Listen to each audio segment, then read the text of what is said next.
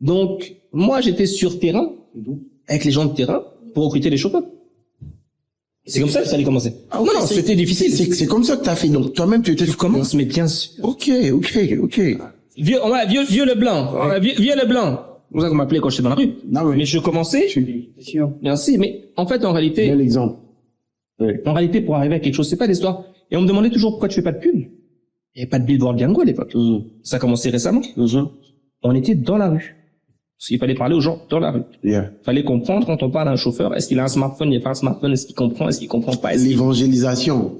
C'est un peu ça. Est-ce qu'il y a une petite anecdote par rapport à quand tu converses avec les chauffeurs, quand tu essayais de convaincre les chauffeurs, en fait? Non, mais les gars ne comprenaient rien au départ. Oui.